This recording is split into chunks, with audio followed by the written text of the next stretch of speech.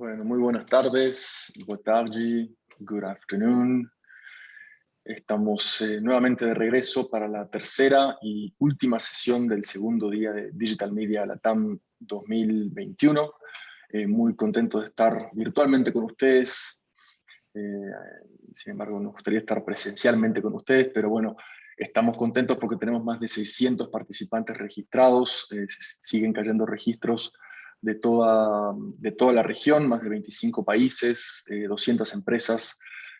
Así que tenemos una muy fuerte participación en esta segunda edición virtual de Digital Media Latam que hemos planificado. Vamos a terminar el día de hoy con una sesión nuevamente enfocada en temas de producto, volver a agradecerle a nuestros patrocinadores que hacen esto posible, la Google News Initiative, el Facebook Journalism Project, Chartbeat, United Robots, Protect Media, Adops Latam y nuestro media partner del laboratorio de periodismo de la Fundación Luca de Tena, que nos apoyó con la cobertura del evento. Recordarles que estamos presentes en redes, tuiteando desde nuestra cuenta Twitter whyThe Latam, usando el hashtag whyTheVML. Así que no duden en tuitear, en arrobarnos y mantener la conversación por esos canales. Y bueno, vamos a adentrarnos en la última sesión. Recordarles que al final de esta sesión tendremos el anuncio de nuestros premios Digital Media Latam, pero concentrémonos en lo que nos toca en este momento. Recordarles que tenemos traducción simultánea al inglés y al portugués. Pueden elegir en la barra de herramientas que aparece de un costado de la pantalla el idioma de su preferencia, así que no duden en elegirlo. Y también vayan dejando sus preguntas y respuestas en la sección Q&A que aparece. Si tienen algún problema técnico, lo pueden comunicar vía el chat y el Q&A lo pueden elegir para las preguntas que tengan. Voy a brevemente presentar esta presentación que nos pareció muy importante incluir en este programa, que es el tema de las newsletters. Tenemos a 3 speakers de mucho renombre y estamos felices de tenerlos con nosotros el día de hoy. Y básicamente aquí la idea es cómo hacer de una newsletter un producto irresistible para las audiencias. Nos acompañan, como les comento, Adam Pasic. Adam, que ya ha estado en alguna conferencia de Digital Media Latam presencial y que nos acompaña nuevamente. La última vez él estaba en Quartz y ahora está en el New York Times como director editorial de newsletters. Desde ahí supervisa las distintas newsletters del Times, incluidos The Morning, Dealbook, The Coronavirus Briefing. Y como les decía, anteriormente trabajó como editor y reportero en Quartz, New York Magazine, Reuters, en ciudades como Bangkok, Londres y Washington, D.C. Luciana Cardoso nos acompaña desde Sao Paulo. Ella es gerente de producto en Quartz, la empresa en Estados Unidos, y como saben, Luciana también ha estado presente en algunos eventos de WAN-IFRA cuando estaba trabajando en la parte de producto con Estado de Sao Paulo. Actualmente se centra en mejorar la experiencia del lector de Quartz y abarca, digamos, todos los productos con los que los usuarios de Quartz interactúan una vez que aterrizan en el sitio web y las distintas aplicaciones del sitio, como son los artículos y los distintos proyectos especiales. Ya tiene más de 10 años de experiencia en la redacción, licenciada en sistemas de información con un máster en periodismo. Le damos la bienvenida a Luciana.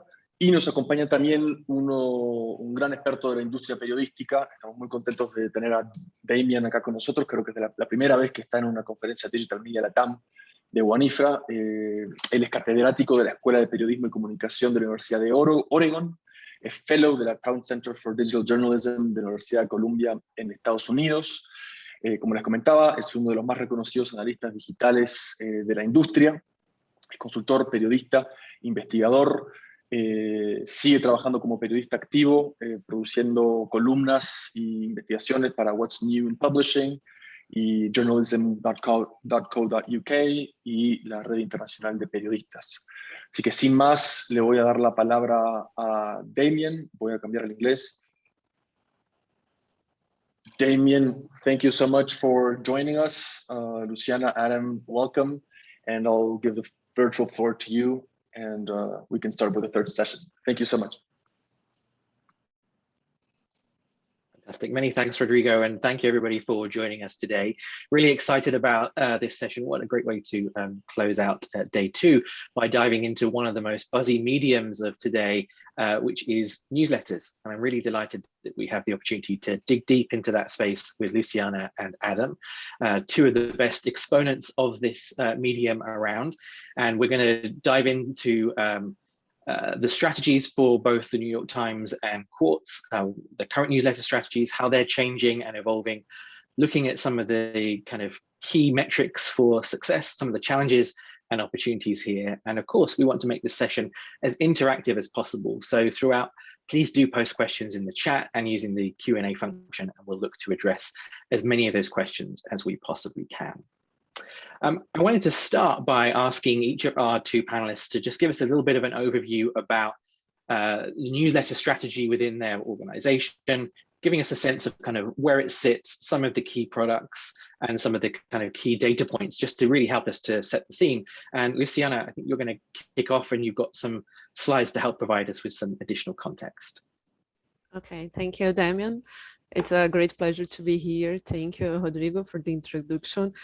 And the idea is to do a little overview about the Quartz. So I share some slides with some numbers that I think that will be good to start our conversation. So only to do an overview, Quartz is a very new, I can say, company, media company. Today we have 10 million monthly visitors in our website.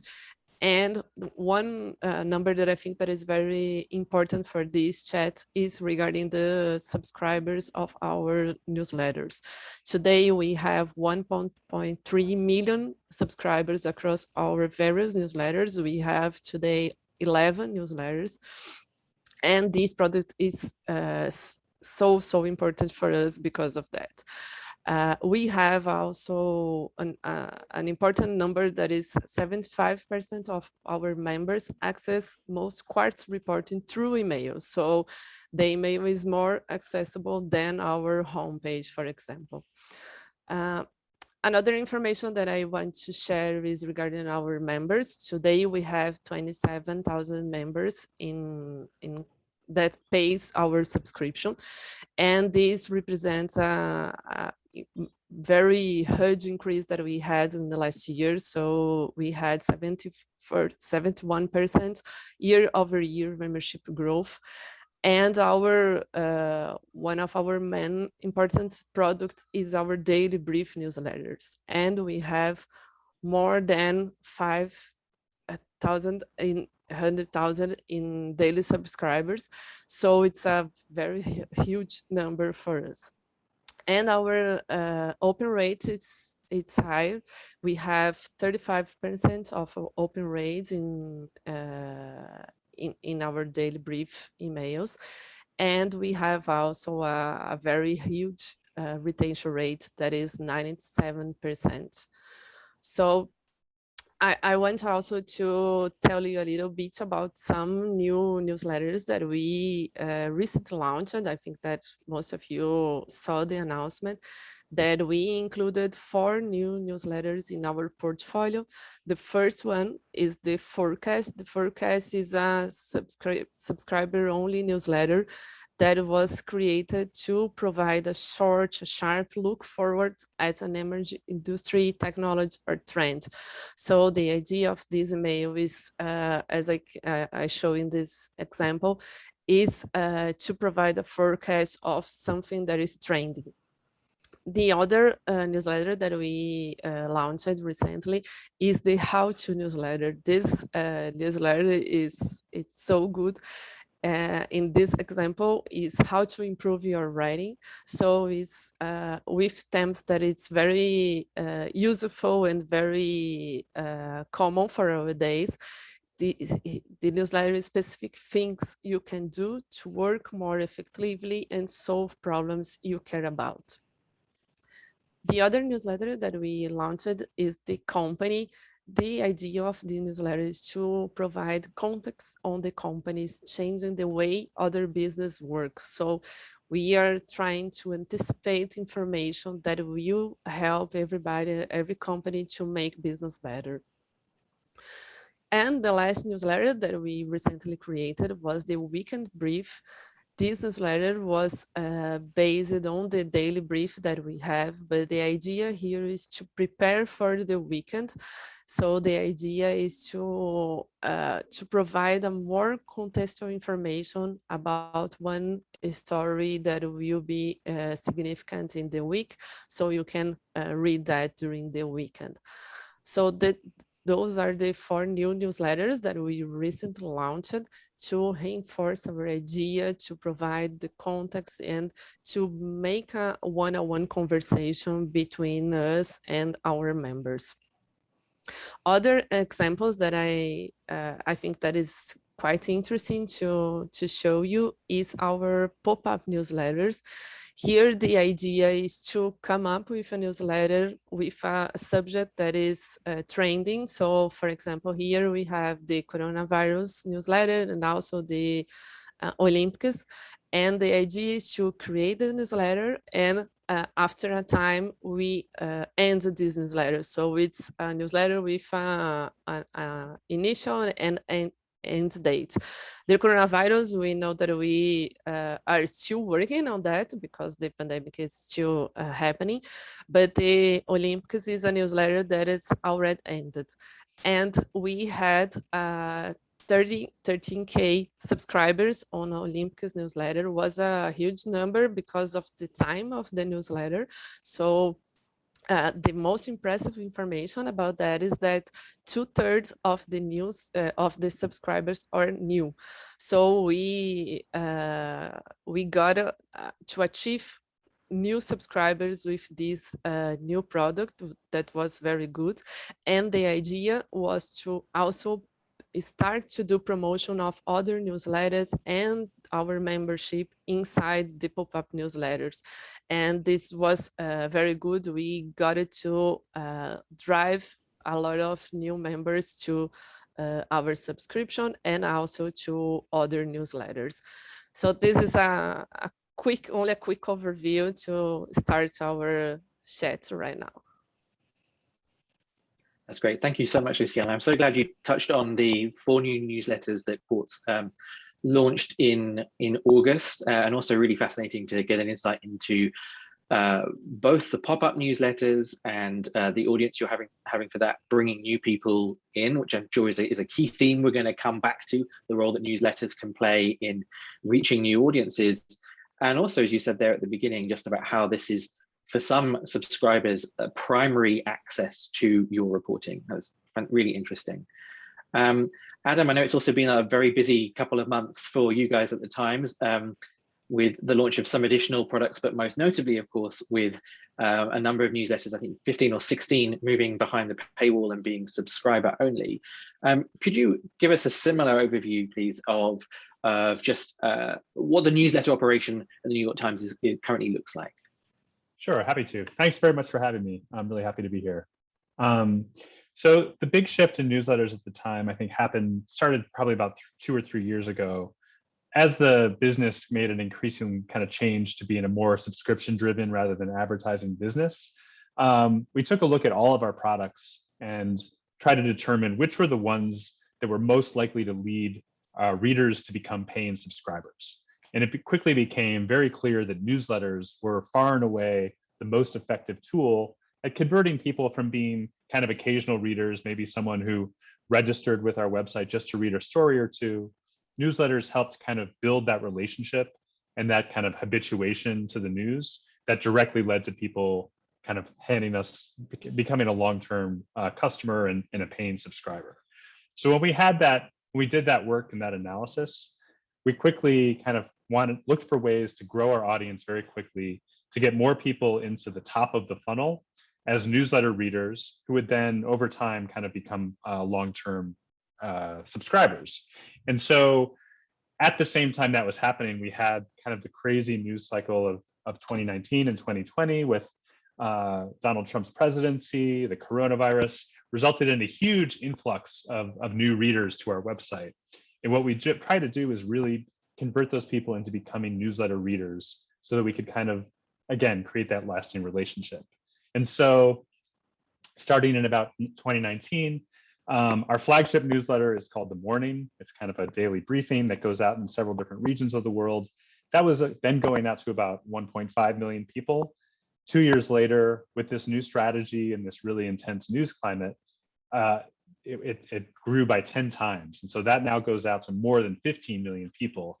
And so that's really been the kind of leading push for us to kind of make newsletters an important tool to kind of create relationships with our readers, but also as a place increasingly to kind of do original journalism. David Leonhardt, who's one of our kind of star journalists, signed up to become the lead writer for that newsletter. And all of the things in combination really kind of gave us a huge boost in terms of developing newsletters as a storytelling and journalism platform, and then increasingly as a way to kind of build a business strategy around newsletters that led to our kind of bigger goals of being a subscription-driven business. So that was kind of our first wave. Just in the last few months, we've kind of launched the next stage of that, which is to, as you said, to move about 15 of our newsletters, existing newsletters, and some new ones behind the paywall. And the idea there is this is further down the funnel. If The Morning is kind of the one that catches all of our readers, these are the ones where we say, look, we're going to have some really distinctive writers, some of our best journalists. They're going to be writing for the inbox, for newsletters, and that's going to become part of the value of being a Times subscriber.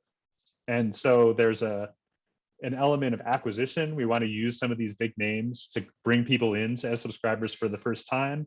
And then just as importantly, to kind of keep them on in a retention tool, so that if you become used to having those expert voices in your inbox every day, it's that much harder to give them up. And so we're really just at the early stages of that. But so far the results have been really good. We've added, many hundreds of thousands of subscribers to these new emails. We brought in some really distinctive and interesting voices, primarily first in opinion, in our opinion section. And then now we're kind of shifting our attention to launching some of these in the newsroom as well.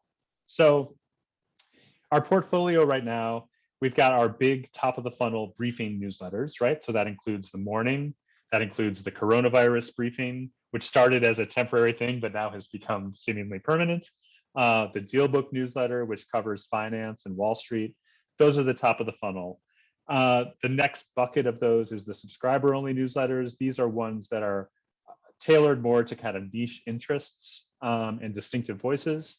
And then the third bucket of that is the newsletters that are really more email than original journalism in the inbox. Those are newsletters like our breaking news or top stories emails that are really designed to bring readers back to our website. And so those are like the three main buckets that we have going forward. We really are still learning a lot of this stuff, but we're really excited about the progress we've made. I think right now our 15 million people read our emails every week. 5 million people read The Morning every day.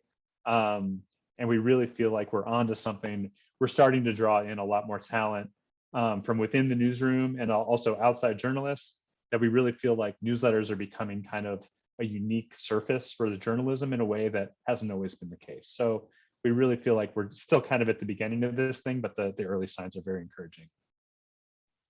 Great. It's so interesting to say that we're at the beginning of this, because of course this is an old medium to some extent. I mean, you wrote in the Times Insider in August, you pointed out that newsletters have a history even longer than newspapers, and email is older than the web, and yet it still feels as if this is a medium which is innovating and changing. I want to come back, and we'll talk more about that. I wanted to just quickly go back to the importance of the morning newsletters, because you both talked about that really as being perhaps the lead kind of and prime product, big audiences for you both. Is that fair to say that this is the single most important newsletter product in your stable, will be the main morning briefing? It's certainly the biggest audience, and has been the most important in kind of establishing newsletters as a place where people want to do ambitious work and where readers look to for kind of cutting edge coverage. But I'm not sure I can favor it above all my other children. Of course. I think some of these new newsletters that are for subscribers only, we're putting a lot of creative energy and resources into those, because I think as a way of really being ambitious about what we're doing in the inbox, and as a way of forwarding our business strategy, it's an equally important part. I think they're really designed to fit together. Luciano, you may have a different view or something to add there. Yeah, for us it's the same. The Daily Brief is our most popular newsletter, and it goes out early in the morning each day around 6 to 7 a.m. And we find that morning is the most popular for our readers. They are taking the time to read through their inbox to prepare for the day. So I think that is why this is the most popular newsletter that we have. In terms of innovation in this space, I mean, I think what's interesting when we talk about, say, the morning briefing from the Times, you mentioned there that with David taking that on, that there's a host, there's a very specific tone of voice now, and of course, that's something that's been at the core of Quartz's newsletter strategy, has been a very distinctive tone of voice. How important is that when it comes to your newsletter strategies? Luciano, do you want to take that one first? Yeah. Okay. Well, for us, the focus on emails comes from an in-depth look at the Quartz readers, where we saw that emails are still the best way to write about something substantial directly to an individual person, which is how Quartz thinks of its members, rather than an audience, a broader audience. So the email is a great way to build the regular expectations and habits, and to develop a more intimate and lasting relationship with readers. What we love about email is its directness. It lets us reach our readers where they want us to, and interact with them as individuals. It's completely different than in social networks or in our website. It's the best way that we have found to boil our best analysis and ideas down to their essence without sacrificing depth and context. So we can write in a big email, and the person will choose the best hour to read and to create this habit with us. What do you think, Adam? No, I absolutely agree. And I'll just add that, to me, the tone and the voice of newsletters is really crucial. They're not newspapers, they're not websites. All of those have their own kind of conventions and styles, which can sometimes get in the way of people really understanding what the news is or what the analysis is all about. What I love most about newsletters is that they are intimate, right? People, as you said, they're inviting us into their lives.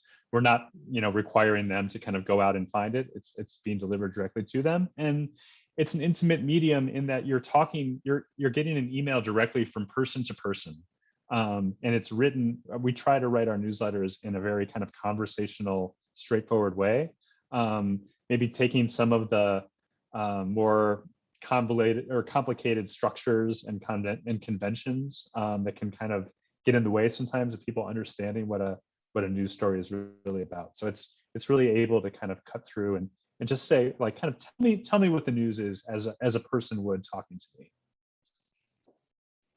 And you both talked about the importance of this in terms of building habitual relationships with audiences, of it being a potential pathway and a gateway through to deeper reporting, but also, of course, subscriptions and memberships as well. Could I ask you both to just say a little bit more about that and the role that plays? Because I think that's most people's perception and understanding, is that this is a function that newsletters can deliver, but we don't necessarily understand how to make the leap from that kind of philosophy to actually putting that into practice. So what are some of the key things that you need to be putting into place to ensure that your newsletter strategy is indeed supporting that wider movement towards reader revenue? Yeah, I mean, I think Luciana. we're at the. Please go, Luciana. After No, you can go. Okay. I'll just say, I mean, Quartz and the New York Times, I think, are both it's only been, less than a year since we've really been able to gather data and run tests and really see what works in this area. And I'd say that, every day we find something surprising about the decisions people make, the messaging that is most effective in getting them to become subscribers. Like, it's really like a wide open space where we're just starting to scratch the surface. But I will say that, newsletters have a lot of advantages in terms of offering a lot of data and feedback mechanisms and ability to test. I think Luciana, you should talk about this from a product perspective, but it feels like there are a lot of really useful tools that we can use to kind of fine tune our approach. Yeah, for sure. I think that our idea with those 4 new newsletters is to become more and more important for the users. And how do you discover that? We are measuring everything. So we are tracking everything that we can, and we are doing the A/B tests to see what is better and what time it's better, what content is better. And I think that one big concern that we have, that we don't want to overwhelm the users, because if we send a lot of different emails, in some case we can do the opposite effect that we want. So we are very concerned about this, and we are increasing the number of newsletters, but we focus on more niche topics. So we want to talk about the company, or we want the companies, or we want to talk about specific topic. And this allows newsletters to provide more insights on the topics readers are looking for. So I think that this is a service that we can provide for them. Can I just add one more thing? One of the kind of core findings that's at really the heart of our strategy is that journalism is the best marketing.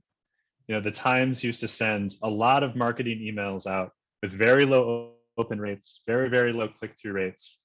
And one of the big realizations we had is that sending out really rich, informative journalism is by far more effective as a way to kind of convert people and convince them to become long-term subscribers, much more effective than kind of like traditional marketing. And so even now, when David Leonhardt writes in his own words, my colleague in Mexico City just reported out this incredible story. We would never have known this would have happened if it wasn't for their hard work. It is subscribers that pay for this work and make it possible. Please become a subscriber. That is wildly more effective than for us to send out a pure marketing email. And so coming from the journalists who are closest to the story, that's a really effective mechanism. Do you think there's a risk that tone of voice, which is so important, that you both alluded to, is there a risk of that getting lost as companies perhaps look at more technological solutions to producing newsletters? I mean, we've seeing certain elements of AI being able to produce this. Is that something that either of you are looking at, or do you think actually no, this is still something where newsletters written by a journalist, and in that conversational tone of voice with that authenticity that Adam just described there, that is most important to you and to your readers? We really think there's room for both. So we do have some kind of algorithmically powered newsletters that mostly serve as kind of a smart table of contents that sends people back to our site. We really think there's room for that, and there's room for David Leonhardt writing in a much more kind of from a personal point of view, not a personal point of view, but from a much more human to human, in a human to human way. So we're really looking at both of those. I think they just are different buckets for us, and we're still doing a lot of work to figure out how they interrelate with each other. My guess is that some people will prefer one, some will prefer the other, and it's really about matching them up with the right email or newsletter.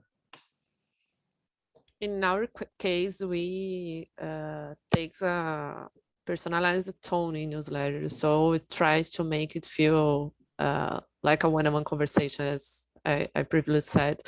So we are not using nothing automatic. We are we are selecting the content that we really want to share with the members. And the newsletters have become more concise. So Quartz really distills down the top information readers need to know about a certain topic. So the newsletters are not too lengthy, but still engaging and informative. That is, I think, that is the the key component that we are trying to include in our newsletters is to engage and to provide the information. And this requires a human curation. So we are not doing any tests right now with automation, but I think that with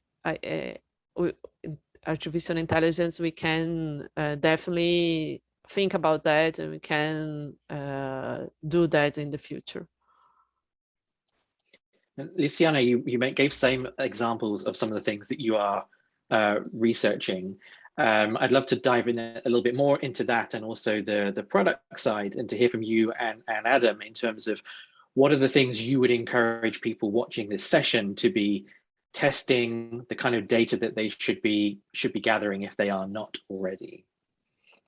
Luciana, do you want to start with that? Sure.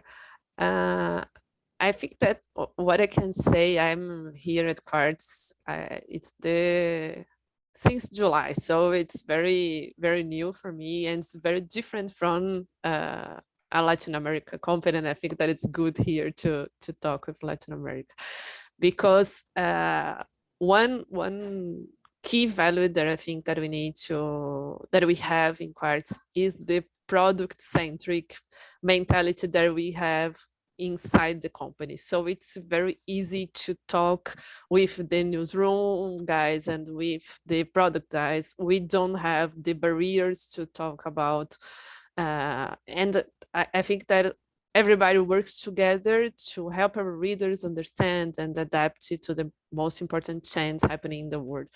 So this culture helps us to create and test our products. And I can say that we test everything. So we test the subject of the newsletters. We test if we need to use image or no, or if you use animated GIF, or we can do like a poll, a survey inside the newsletters.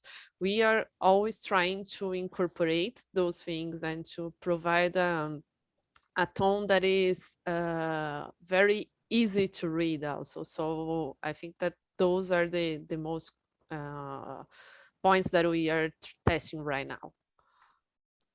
Thank you, that's really helpful. Adam, would you like to add anything to that? No, I think Luciana captured it all perfectly. Excellent. Okay. Then in terms of engagement, we talked a little bit about tone. Luciana talked a little bit about the length of not kind of wanting to overwhelm people. What are some of the tactics that you are seeing at your respective organizations, or indeed from others, in terms of driving further engagement? And in particular, I guess I'm thinking about things like how to improve open rates, but also it's really interesting. We've talked about this sort of intense news climate that we've seen over the last couple of years. Some people are really doubling down on their news consumption. Others are becoming more news averse. And I wonder if newsletters are potentially a route to bring people back to the news, or to give people access to the news in a very time-sensitive manner. But what are some of the tactics that you're seeing in place to really kind of drive engagement when perhaps you've got a bit stuck in terms of your relationship with a reader? Adam, do you want to start on that? As a very long question. Yeah, no, it's okay. On my part. No problem. Again, we're really, now that we've kind of over the last few years built what we feel like is a really large and impactful audience, we are very, very focused on kind of getting the most out of it. We hired an optimization editor this year for the first time, someone who's kind of solely devoted to working on testing and kind of different methods for boosting those kind of metrics. Unfortunately, like, I don't think there's any magic bullet for any of these. It's like a very methodical process that's required, and big like realizations are very rare. I think it's very much of kind of getting into the trenches and really just, again, trying what works. Each newsletter list is slightly different. Sometimes we learn something from one piece of the portfolio that we can apply other places. I'm just trying to think of one example. Oh, the Morning has been really rigorous in that whole approach, and they figured out kind of like what are the best practices around things like bullet points and hyperlinking inside a newsletter to kind of drive the most clicks. If we decide that we want to kind of solve for that, we were able to kind of apply that across a lot of different newsletters. But very often you'll find that the audiences of one newsletter so idiosyncratic that it doesn't really necessarily apply. And so then it just requires even more kind of just be really persistent and methodical and kind of constantly trying to keep up with the best practices. Like, I don't know how relevant it is for this group, but like the changes that Apple is making to email are having like huge consequences across newsletters. We're having to rethink everything that we thought we knew about metrics. We're kind of having to start over. So it is kind of a constant moving target. But I think before, where we were taking like a much more slightly less consistent approach, we're really trying to be rigorous in the way that we look at those things.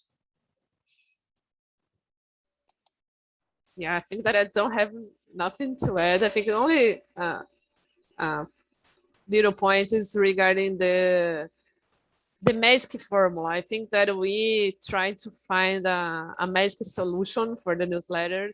So what I can say is that we don't have that. So we need to take a look at the numbers all the time. And this changed from newsletter to newsletters and from one kind of persona to another. So I think that we need to look at newsletter as a product.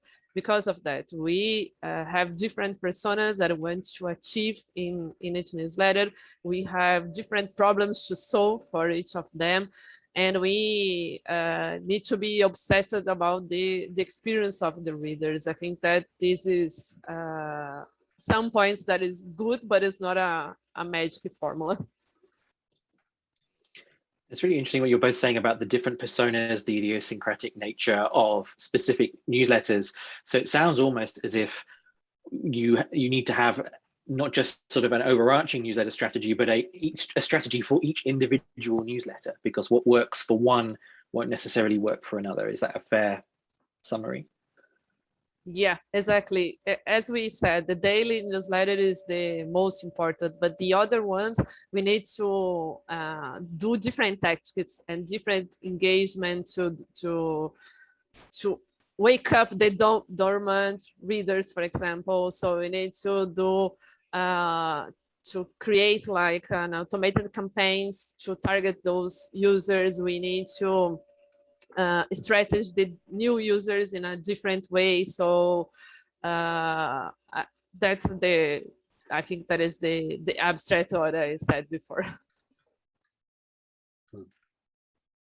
Yeah, one of the examples that I've seen recently, so with one particular newsletter I subscribed to and didn't open it for a while, and I got an email from the editor saying, hey, we noticed you haven't opened this, is there a reason for this? And I thought that was a really nice touch, and also seeing examples of things like gamification with Morning Brew and others.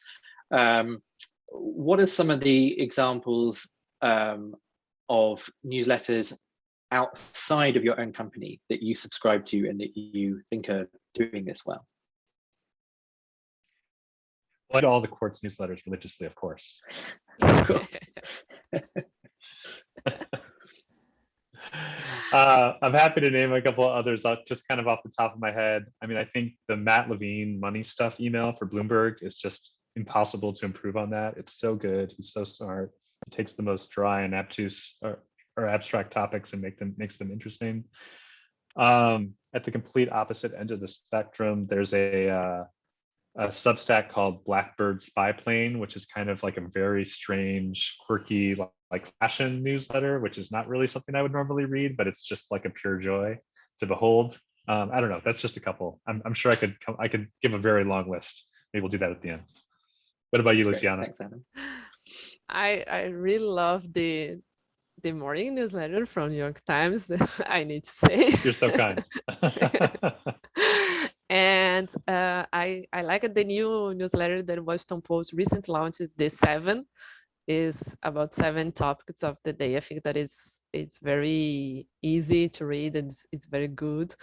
And I like a newsletter from Brazil that is called Farol Jornalismo. It's a local newsletter that do like a complete overview of the week in the media with the media companies here. So I think that is a a weekly newsletter that provides a good reader for the weekend, because the newsletter arrives on Friday. So I think that both are the most important newsletters that I can mention. That's great, thank you. We've got a couple more minutes left here before we'll move to questions from the audience. We've got some great questions already coming in, which is great. And some of these themes are things we've already touched on. I want to kind of dive into a bit deeper. But one of which is also around something that Adam just mentioned, the example of a Substack, quite a niche Substack newsletter. But we're seeing a lot of interest in this space in terms of Facebook creating paid newsletter products, Twitter buying review, of course, the emergence of Substack. What does this mean for publishers and for news organizations? Are these threats to your newsletter model, or are they potential opportunities as people get even more used to consuming the news through newsletter formats? So just be curious on your respective takes on this. Adam, do you want to start with that? Sure. Sorry, just about all the new players, Substack and review, etc. Yeah, and what's the consequence of that for publishers like the New York Times and Quartz? I mean, look, I think it's a great thing that there is such an interest in newsletters, and it's really kind of driving a lot of energy into the space. It's certainly been very good for some writers who have signed some very, very lucrative deals. It's maybe made it a little bit harder to hire some of those writers without getting into a bidding war with some very deep-pocketed Silicon Valley companies. But there are so many talented and distinctive writers out there that it doesn't keep me up at night. I think we've had to kind of create some policies around some of our journalists who have wanted to kind of go off and do their own Substacks, and ultimately we kind of made the determination that that's ultimately competitive to the Times, and we had to draw a few guidelines around that. I also think Substack and Review and the Facebook product, they're very new. They've gotten some great names, and I read a lot of those newsletters, but it will be very interesting to see whether the business model is sustainable after a year or two, maybe after some of the initial attention and money has dried up a little bit. But again, I'm very happy for all entrants into the field. I feel like the Times, we feel very good about our ability to kind of compete in that space regardless of the new arrivals. And again, like I said, I love reading some of those newsletters, so I'm just very happy that they exist. Yeah, I totally agree. I believe that the market has seen that we cannot rely on social media algorithms to make our content available. For this reason, so many email initiatives are springing up. Furthermore, it became an opportunity for a closer conversation with readers. So I think that is good for us as readers, and good for our companies also. And then lastly, before we go to questions from the audience, we talked a lot about the fact that this is an old medium, but it's also a new medium, and one that's changing very quickly. Where do you see the opportunities for further innovation in this space? Luciana, do you want to start with that, and then we'll come to Adam? Yeah. I think in our case, we are continuing to invest in growing our daily brief into next year and beyond. Our goal is to grow while also maintaining engagement. So we are very concerned about the engagement. We don't want to put a lot of users and to go down the engagement. And we are every time looking for new ways to communicate the content. So as I said, we are trying to use surveys, polls, animated GIFs, different tones of message to attract and to maintain the users engaged. I think that these are the most important points for us. Yeah, I would second everything that you just said, Luciana, but for I think about it in kind of three categories. There's the audience category. We want to figure out how to continue to bring readers into the top of the funnel and kind of move them through the funnel all the way down to becoming subscribers, signing up for hopefully several newsletters as they go through that process. And then again, there's inevitably churn, and so you have to kind of keep spinning that wheel a little bit.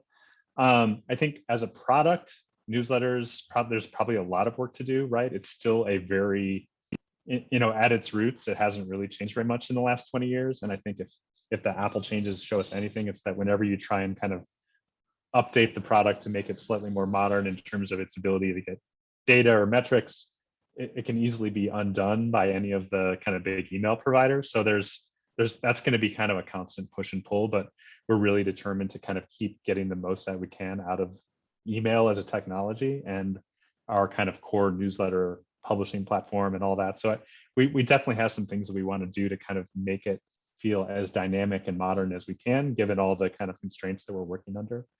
And then I think the thing that I'm most excited about is just in the newsroom as journalists, what kind of creative energy can we bring to newsletters that will kind of make people sit up and take notice? I think the lesson of the last few years, Quartz, the Times, Axios, Substack, many, many others, is that there's just a lot.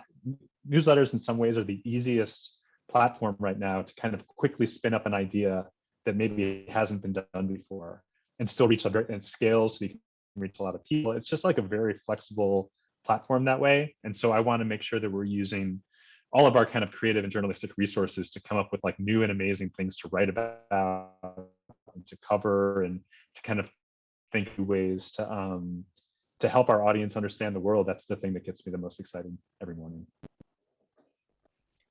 Really interesting to see a culture shift. I think we've seen a number of organizations over the last few years of newsletters being the last thing you did at night before you went home. And it was sort of like an add-on to being the first thing you do, yes, perhaps, or the most important thing that you do as part of, yes, your day. We've got lots of great questions, and so I'm going to try and get through as many of them as we can. There's a quick question here around key statistics to measure. So beyond open rate and retention, what should attendees be measuring? You can take these questions in whatever order you like. Okay, I'll just say quickly, when editors ask me these questions, what metrics should I care about? I try and encourage them to either think about their newsletters as an inbox read, in which case the open rate and habituation are the most important, versus something that is kind of designed to drive traffic back to the site, in which you're also thinking about open rate, but then the click-through becomes very important. And so there's no one single metric for all newsletters because they have many different purposes, but I really try and encourage people to pick one approach and really solve for that rather than trying to be everything for everyone. Yeah, great, thank you. Yeah, and as I said in the slides, for some newsletters, it's important to see if we are getting new users to the newsletters, so users that were not in our website. So this is one of our important metrics. And I think that as Adam said, we are obsessed to provide the information. So the open rate is very important for us. And also if the user is unsubscribing for the newsletters, is something that we look with an important look, because we saw the reasons and try to see what you can do to solve that problems. We've talked a little bit about, or touched on, the changes that are coming to Apple, and that's a big topic that we probably don't have time to go into in a huge amount of depth. But what are the kind of key implications for that? Does it mean, for example, one question we have from it is that open rates will become less important in terms of those metrics that you are capturing and measuring? Sorry, specifically because of the Apple changes, you mean? Yeah, specifically because of that we place such importance on open rates, and then suddenly, as you said, a lot of data is going to disappear. So is that going to become less important? So our numbers suggest that about 40% of our newsletter readers will be affected by this change. So it's a big one. But we don't think that open rates will just become useless overnight. What I think will change is that you will still see relative changes in your open rate when you make a change to, I don't know, subject line or something like that. And you can still get useful information out of that.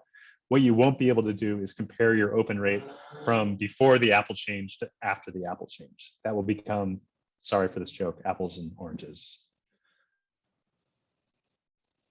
I don't know if that joke translates to Spanish or Portuguese. My apologies. But it's also a good Quartz-like pun or corny joke to kind of switch to Luciana for her take on that. As fans of the Quartz newsletters will know, they tend to end with a bad joke.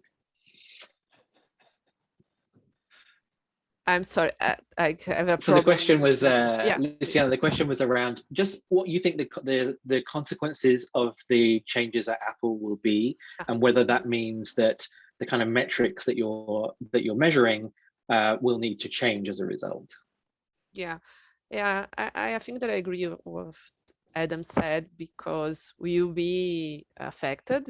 It's a huge number of users that are using Apple. So we are looking at this information right now, and until now we didn't saw any impact on that, but we are trying to see what we can improve on the newsletters, if we have another way to capture information, but we know that is something that we need to work with. So I think that I don't have a good answer right now, because we are still studying what we can do. Yeah, I guess it's too early to tell with this, but we know that obviously it is going to have an impact. We talked a little bit about innovation and some of the ways in which you're kind of experimenting here. We had a question from one of the attendees about the role of audio and audio files in newsletters. We know that audio is also having a moment like right now, and is also very buzzy, just like newsletters. How can you potentially blend the two? It's a great question. I've been thinking kind of long and hard about that myself. Part of the problem is just the technological limits. It's not easy to embed audio in an email. I'm sure there are some kind of hacks and workarounds and ways to do it, but we haven't come up with a solution that we really love. I do think, though, to me, what really attracts me to that idea is there's just a huge opportunity. It seems like podcasts and newsletters share a lot of common DNA, right? They're conversational. They're often based around a host. You can kind of see where there's a lot of overlap in between them. So I've been really interested in trying to find some ways to knit them a little bit more closely together, but I won't say that I figured any of it out yet. Yeah, I know that the Obsession newsletter is spinning off a podcast. I'm very excited about that one.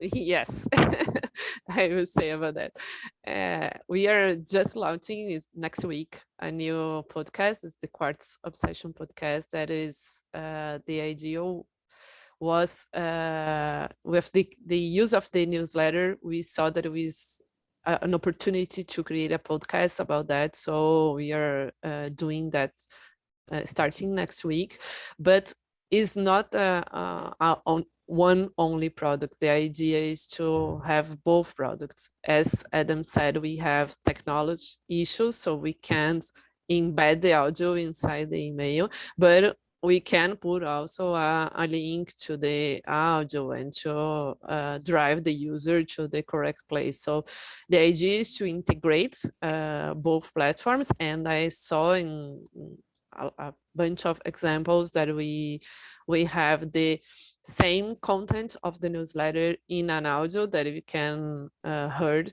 So I think that is a good integration, but we need to have more technology to integrate more and more those two different ways of content. Mm-hmm. Luciana, with that example there, you're talking about the sort of articles being read using programs like Trinity Audio and others. Yeah, exactly.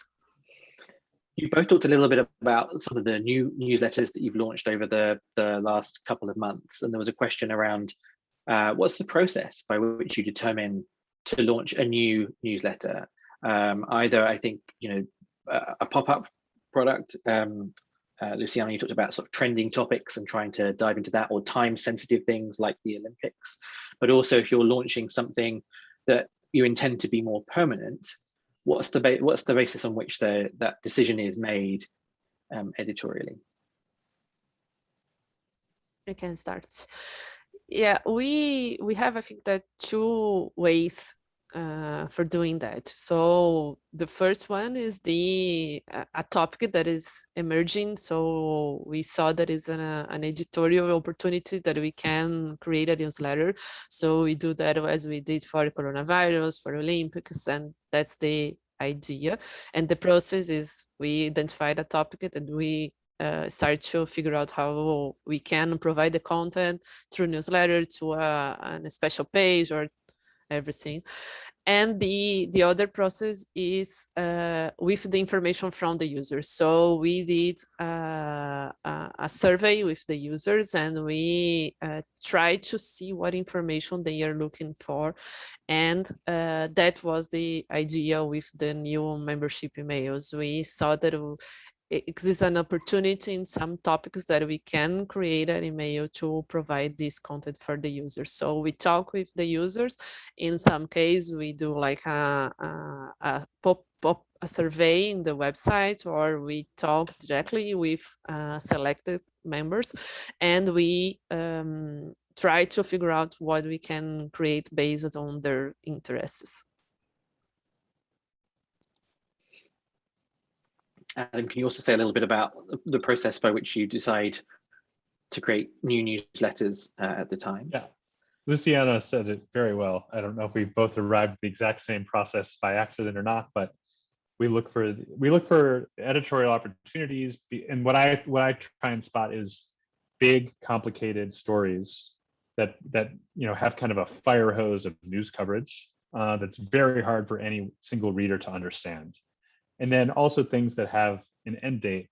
I will say that I thought the coronavirus newsletter was going to be a pop-up that might last a few months, and we're doing it, 18 months later and no end date in sight.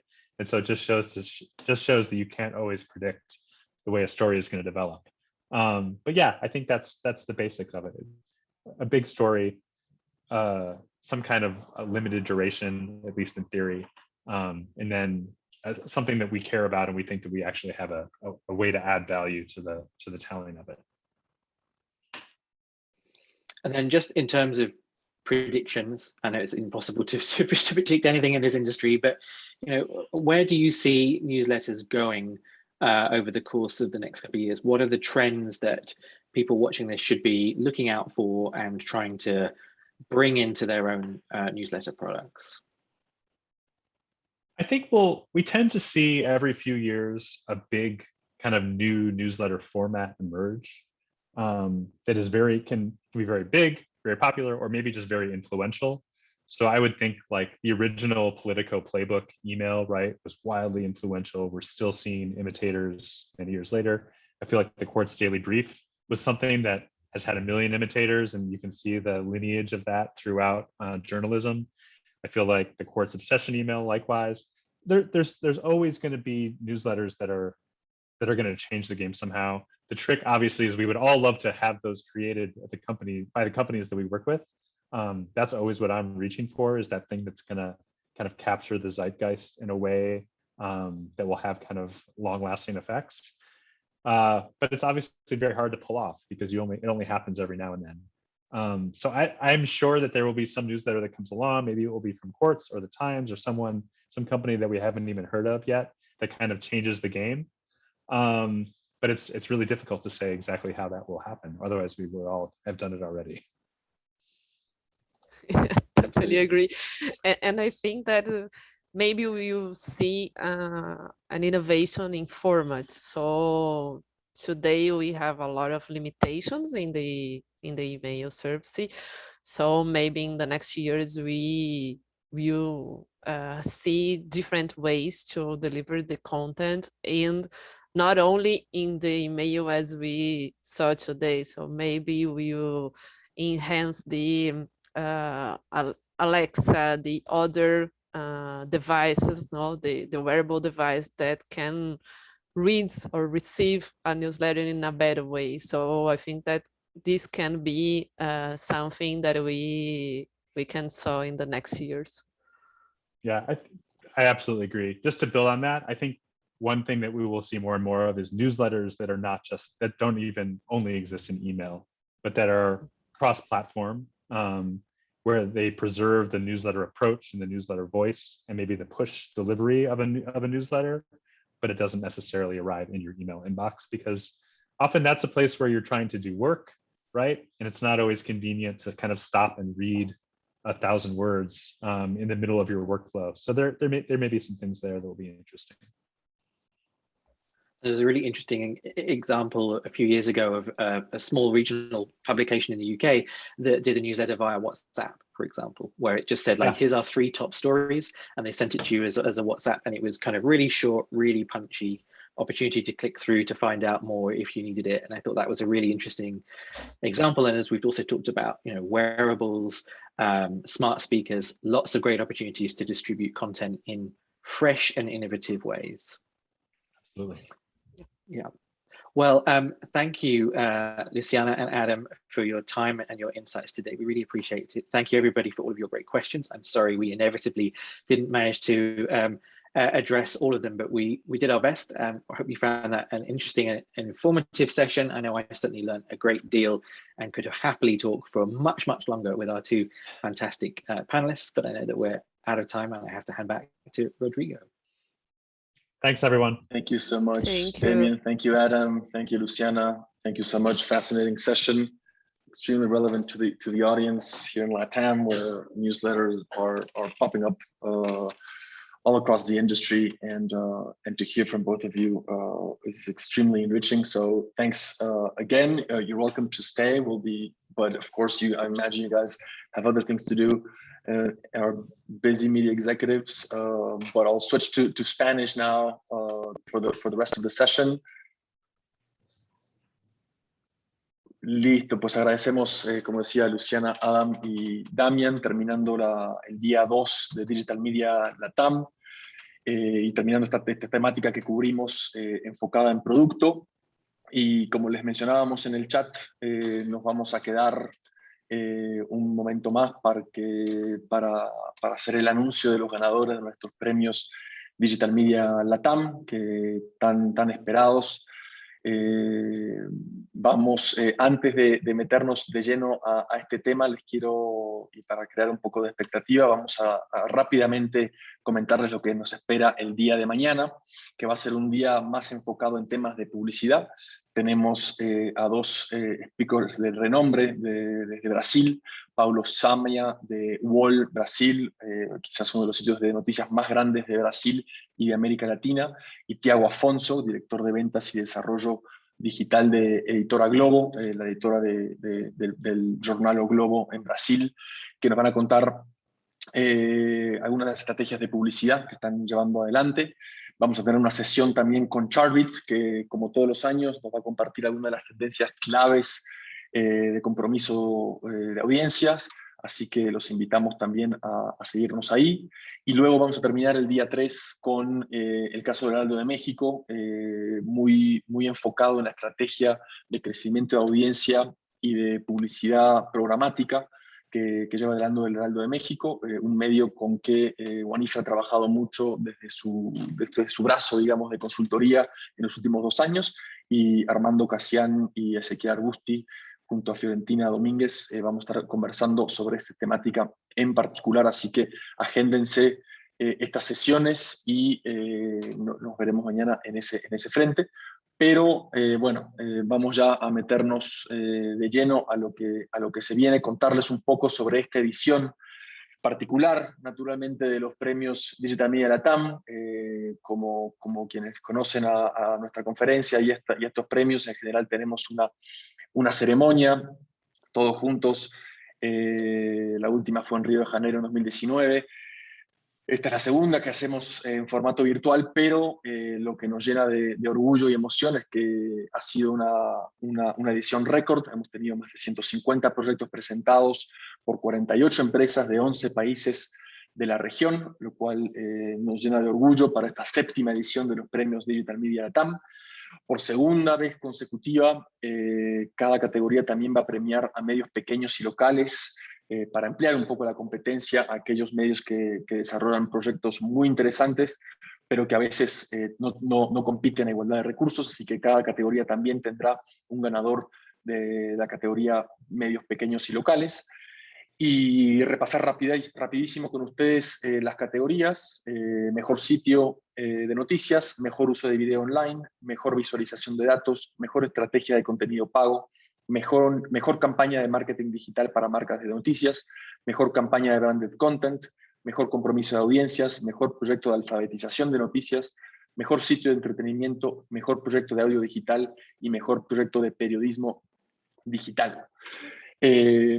Aquí pueden ir viendo quiénes son los finalistas y queremos también agradecer particularmente a nuestro jurado que año tras año nos acompaña y le dedica tiempo y esfuerzo a revisar los proyectos, a evaluarlos. Isabela Morim Sicherle de Brasil, Rodrigo Fino de Argentina, Carmen Riera de Venezuela, Cons Preti de Estados Unidos, Gabriel Sama, que está basado en Estados Unidos y mexicano, Cayo Tulio Costa de Brasil, tenemos también a Ramón Alonso Aranegui de la AMI de España, María Catalina Colmenares de La Opinión de Colombia, María Elena Gutiérrez Rentería de la UP en México, de la Universidad Panamericana en México, Andrés Furlaneto, ex Globo y ex Agazeta, hoy consultor de medios en Brasil, Ezequiel Arbusti, consultor asociado de WAN-IFRA aquí en México, Ismael Nafría de National Geographic España, y Guido Culazo Moore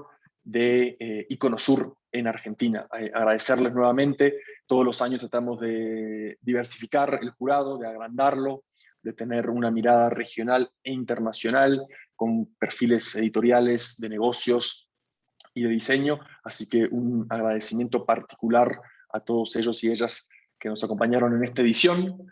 Y bueno, creo que no nos queda más que adelantarnos y sin preámbulo presentarles a quienes serán los ganadores de la 7ª edición de los premios Digital Media LATAM.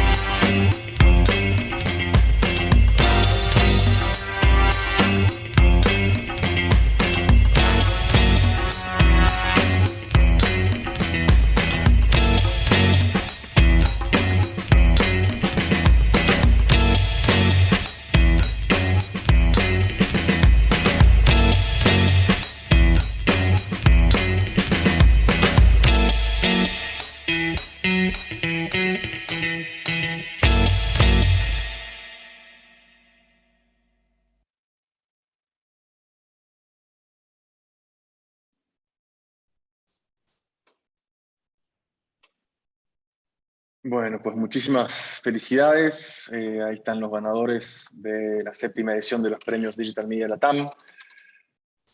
Vamos a compartir en este momento en el chat el video y los enlaces donde pueden consultar a todos los ganadores y finalistas. Nuevamente, felicidades y van a todos recibir igualmente el comunicado de prensa que está por salir en breves minutos, anunciando también los ganadores. Recuerden que todos estos ganadores van a competir automáticamente en los Digital Media Awards Worldwide de WAN-IFRA y competirán contra los mejores proyectos de Europa, de nuestra edición en Norteamérica, en África, en Asia y en Medio Oriente. Y los ganadores de esta competencia mundial serán anunciados virtualmente durante nuestro Congreso Mundial, también virtual, que se llevará a cabo del 29 de noviembre al 2 de diciembre, así que competirán realmente contra los mejores proyectos de la región, a nivel mundial, perdón. Así que nuevamente felicidades. Pueden igualmente visitar la página de nuestros premios, que también compartiremos en breve en el chat, donde pueden también revisar nuevamente la lista de ganadores. Los felicitamos a todos, nuevamente agradecerles a todos los que participaron y a nuestros jurados, y nos esperamos mañana para la 3ª jornada de Digital Media Latam. Ahí tienen la página de los premios donde pueden revisar todos los ganadores y los finalistas. Nuevamente felicitarlos y nos vemos el día de mañana. Que tengan una excelente tarde y felicidades.